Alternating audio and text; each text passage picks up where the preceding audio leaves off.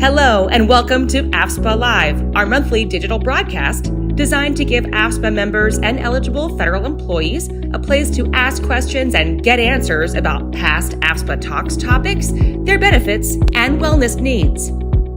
You can ask your question through the chat box on whichever social media platform you're streaming AFSPA Live, YouTube, Facebook, or LinkedIn. If you're not able to join us live, call our toll-free line prior to the broadcast at 888-435-0757 and leave our team a voice message that we may play back and answer live on air.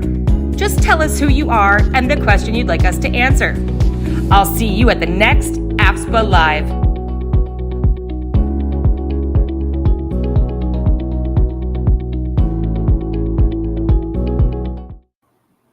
Hi, everyone. Welcome to AFSPA Live, a live video broadcast Q&A session that we stream every last Thursday of the month at 11 a.m. Eastern Time. My name is Maddie Norton, and I'm a communication coordinator at AFSPA, and I'll be moderating the show today. Today, we are discussing FSBP's doula benefits and coverage, and we have a special guest with us. Lori is here from Maven Clinic, and she is a doula. And as always, we have AFSPA CEO Kyle Longton. How's everyone doing today?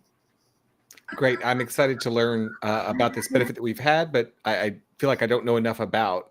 Right. If you want to give us happy to be here. Yeah, we'd love to learn more about you before we get started. I'm Lauren Gopa. I am a doula with Maven Clinic. I am practicing in person as well. I'm based in Maryland. In Maryland, most know me as Laurie or the Harmony doula. I'm a full spectrum doula, so I work across the reproductive spectrum.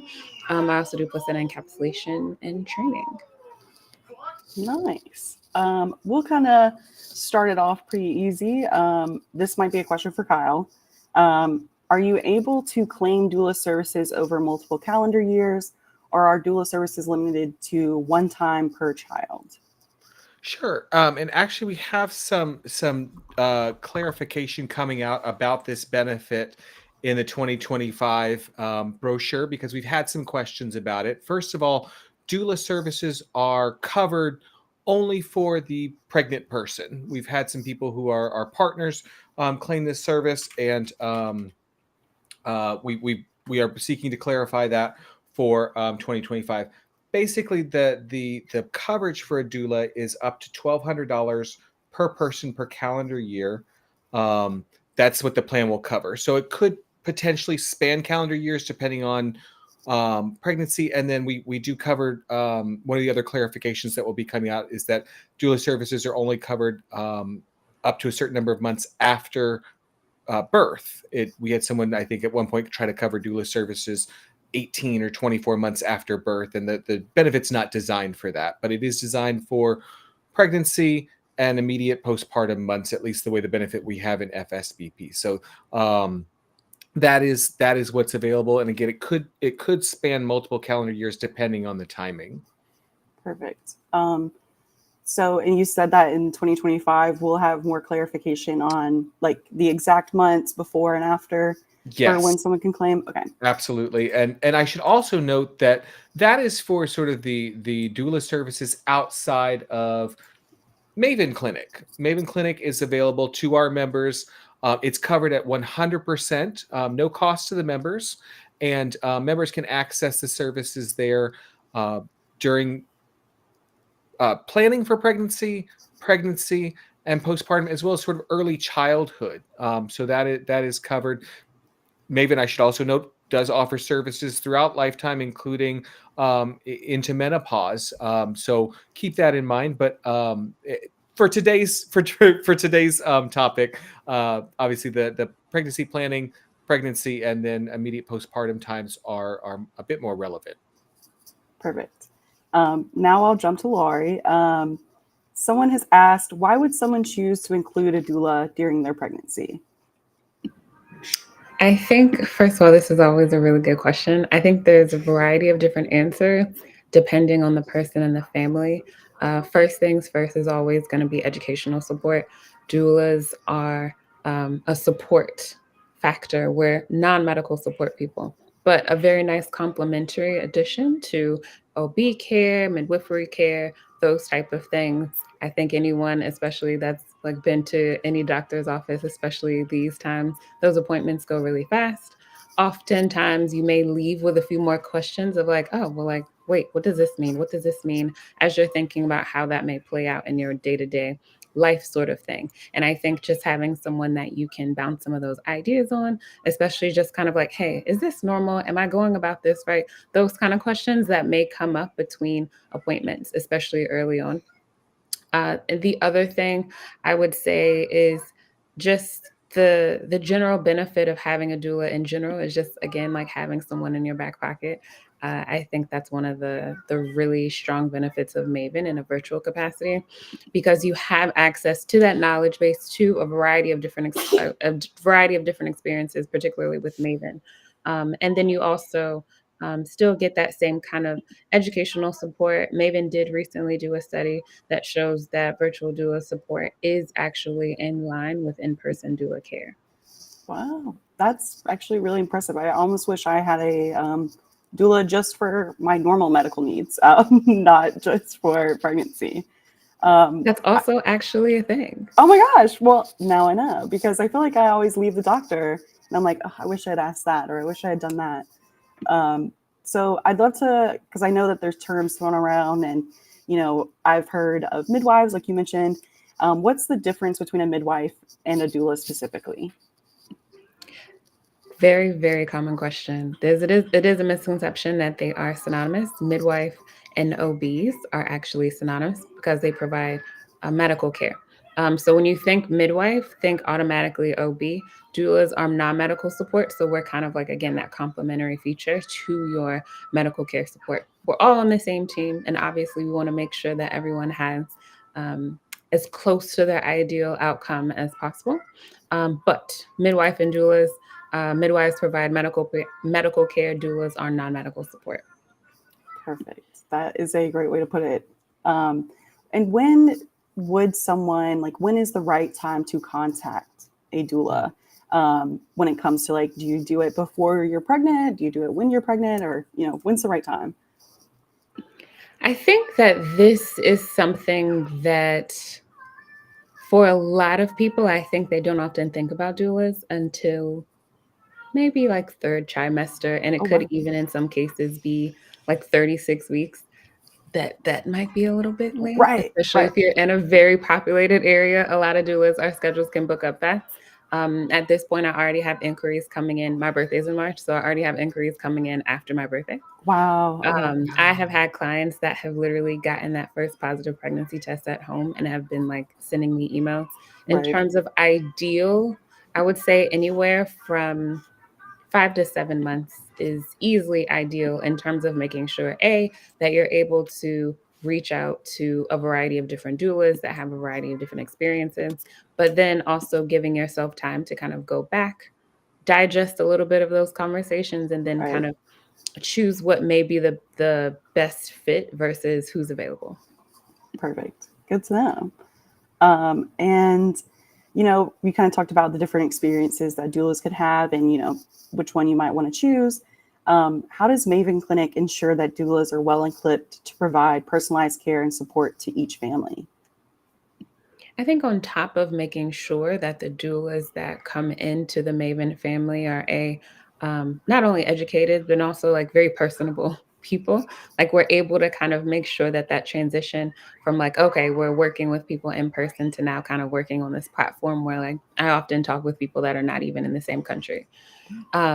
So for one, I will say making sure that the support people on Maven are actually like good at what they do, simply put.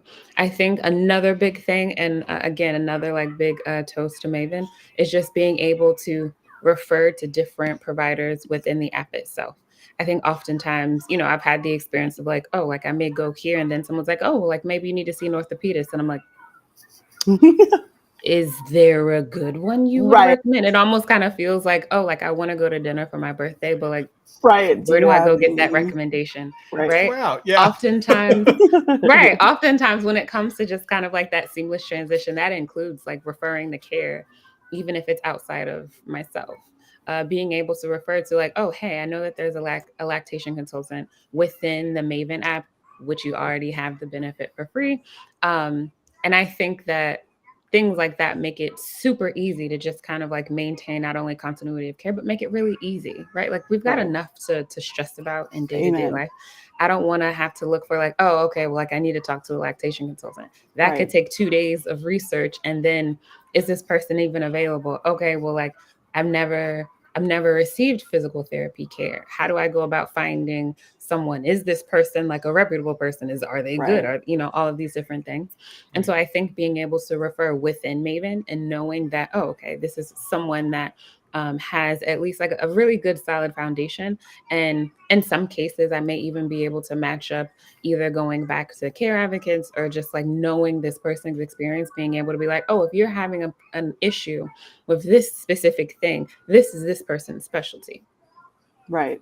That's super important and you've made such a great point about how it can be super frustrating and like time consuming as well to like have to do your own research. And especially after, if you're like, I couldn't imagine being pregnant and having to like research all of this when you have appointments on top of appointments. And it's great that Maven makes it very easy and all within one app.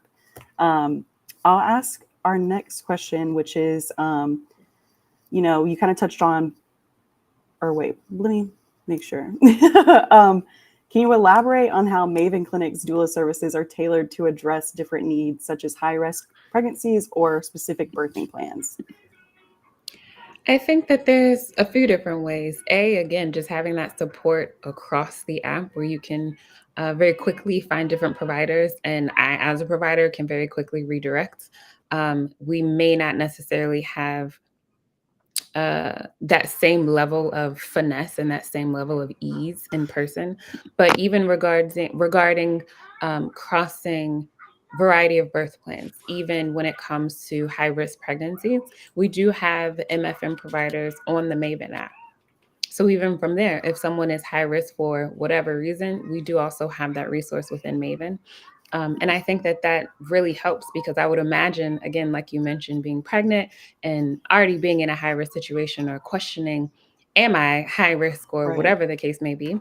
I think that it's, again, really helpful to kind of quickly get the care that you need, especially in a case where you may feel like this is maybe urgent and maybe you're trying to figure out, is this something that is urgent or emergent where I need to be seeking care in person?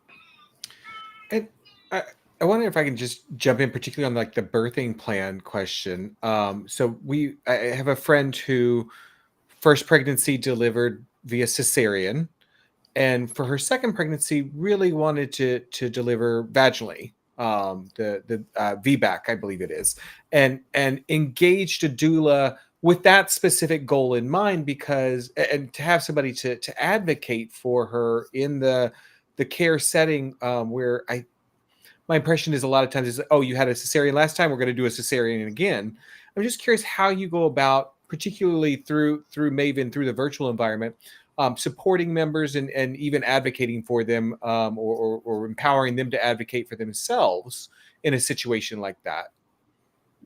First things first, when it comes to those type of things, my question is always going to be like, okay, well, can you tell me a little bit more about your first birth experience? My career has always been in healthcare. I've tapped into every aspect of healthcare. I know the questions that are going to come up when you go to the OB and you tell them that you want to have a vaginal birth. So I think for me, can you tell me from your perspective what those things look like? That doesn't change whether we're in person or virtual. Okay. The type of incision that you had. That's a question. Obviously, if we're in person, then like you can show me. Right. People have, but that's also a question that I'm going to ask, because that can, and in a lot of times does have an effect on whether or not you would be a good candidate. No different than if you had a prior myomectomy. I think a lot of, especially on the prenatal end, a lot of my conversation ends up being your provider choice is important. We know across maternal and child care. When you are looking for a VBAC or even a child of labor, which is called a TOLAC, it becomes doubly so, because it's very easy to say, sure, I would love to support, all my patients in VBACs, and then it become a very different situation when you're 37, 38 weeks pregnant, right? And I think that a lot of times it's this interesting conversation to broach, because you could be very comfortable with this provider. This could be the same provider that you go to for GYN care outside of pregnancy, but that may not be the person that is truly going to be in alignment with what it is that you're trying to do. And I also feel like, with a lot of respects, I also encourage people to let's be real about the situation at hand. If you had 3 C-sections and now you're looking for your VBAC experience, is it impossible? No. But let's be really real about this. It may be very challenging to find a provider that is, I hate to use the term willing, but that is open to discuss, even discussion, right? And so that's the time where I'm really just like, no, let's go through things from my perspective, but then also, if it's helpful, I'm happy to walk you through some of your notes. What does this term mean? What does that mean? That kind of thing. That way you feel equipped going into that conversation, but also, if nothing else, we have the realities laid out ahead of us. And I think for my personal practice, when it comes to a lot of these conversations, I think being able to kind of see what's coming up ahead, right? Okay, if we have a stop sign that's coming up ahead, it's not as jarring when we see it beforehand. Right. When someone just kind of walks in front of your car randomly, right? And I think sometimes the difference between having what feels like a traumatic experience and a pretty positive experience, even if you didn't necessarily get everything that you wanted, a lot of that is just did I have a little bit of lead time? Was there potential for that, so that I could at least kind of take a beat and be like, okay, if this happens, okay, if this happens, I may not be okay in the moment, but at least I knew that was something that could potentially come up. Right. Thank you. I feel like we just had a consultation, one of our members would. Thank you. That was great. And we kind of talked about high risk, and something we did have a member ask. They asked, where is that question? If your pregnancy is considered high risk, are you able to hire a doula, and will a doula be helpful if you're already being monitored so closely by your doctor? For sure. I think that high risk has become kind of a catch-all term for a few different things, almost like colic. Yep. So what does high risk mean is usually the question that I ask. Actually, I think it was just last week I spoke with a member on the app who was just I'm high risk. And my question is always the same when people tell me that they're high risk. What does that mean for you? What does that mean for your pregnancy? This person happened to be high risk because they're 36. Right. That's God very forbid. Different. Right. That's very different than someone being high risk because, there's something that we noted with baby that maybe we may want to keep an eye on once they're born. That's different than blood pressure that's uncontrolled with a medication or anything like that. Right. So I think that, of course, I'm a little bit partial. I think that doulas are also helpful. I'm also a mom that had my entire birth team was doulas and my midwife.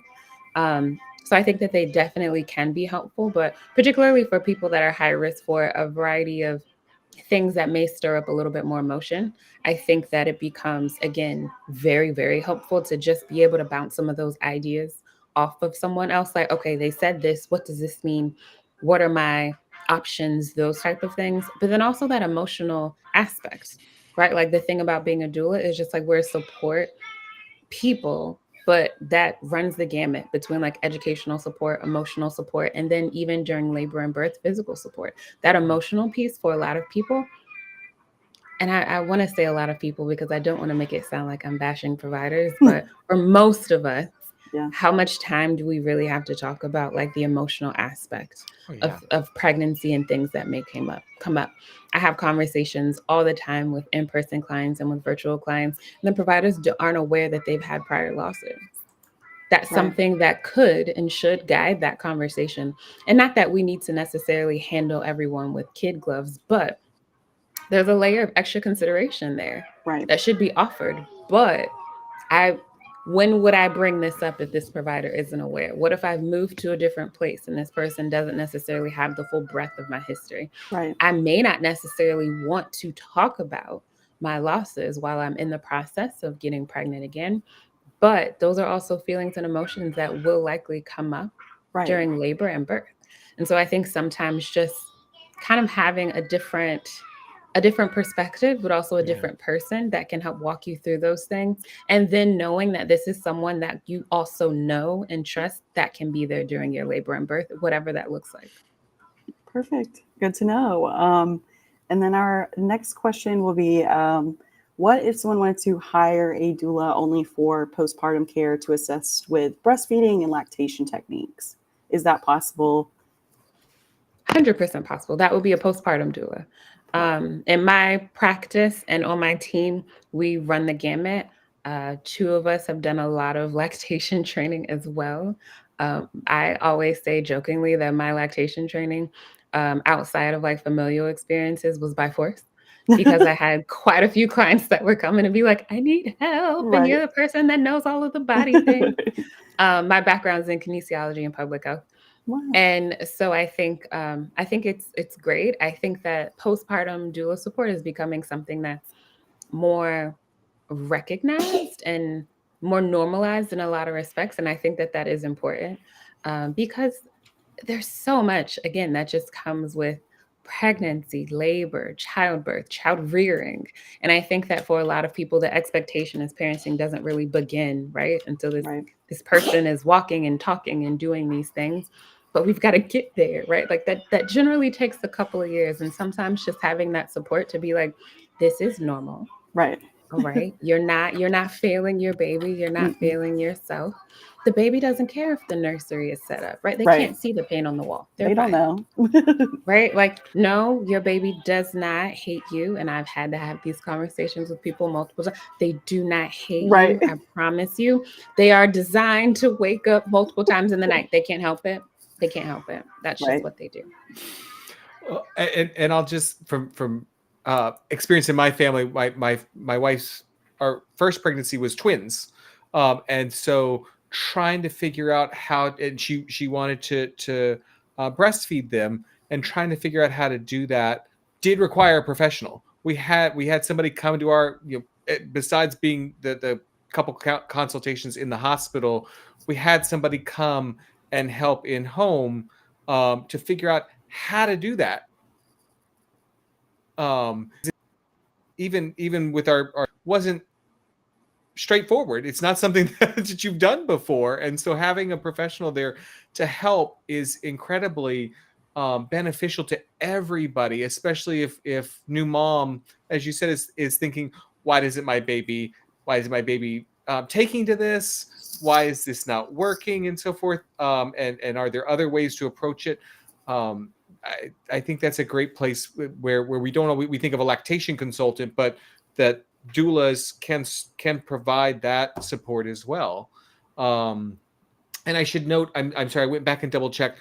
Our doula benefit, the clarification is that we will cover doula services again up to the plan maximum of $1,200 per calendar year for up to 3 months postpartum. That is the benefit as we're clarifying for 2025. However, we do also have coverage for lactation consultants. So if it's comes in differently, there's some additional support. And of course, Maven remains free to members who are enrolled in the Maven Clinic. Right. And I'd love to know a little bit more about statistics. I am a statistics person. So where are there any statistics about the effectiveness of having a doula compared to those without? Yes, and I love that you're a statistics Yeah. person.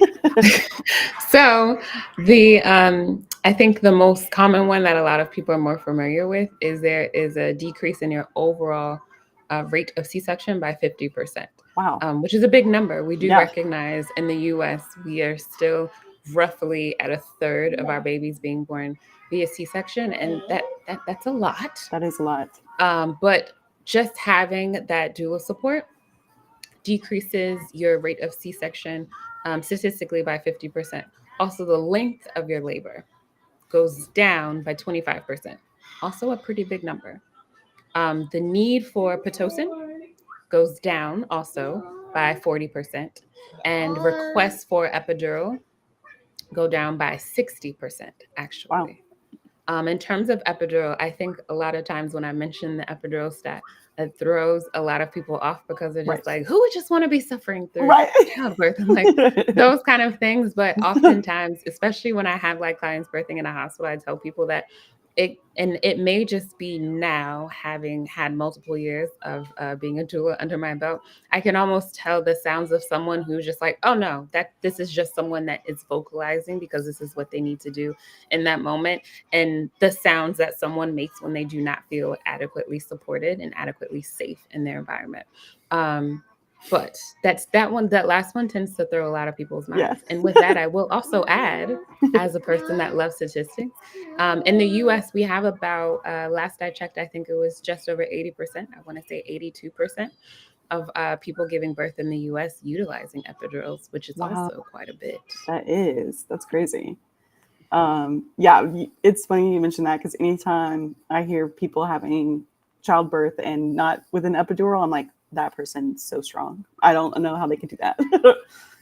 When I share my birthing video, people always have the same reaction. Mm. I had my son at home with a midwife, Yeah. so I did not have any type of medication, and people's reaction are just like, Right. and you Stunned. live to tell the story. Right. But Right. for me personally, I don't have a horse in the race of like Mm. putting medication or not. For me, we had a great time. Right. 10 out of 10 would recommend No. if that is what you want to do. Exactly. But also at the same time, I do recognize that I had a little bit of like cheat factor, Right. very well from like even outside of like birth work. But I think it just comes down to like what works for you and what Right. feels most comfortable for you. Perfect. And because it's approaching 11:30, so before we wrap up, I'd love to ask, do you have a specific member story that really showcases the support doulas on Maven can provide?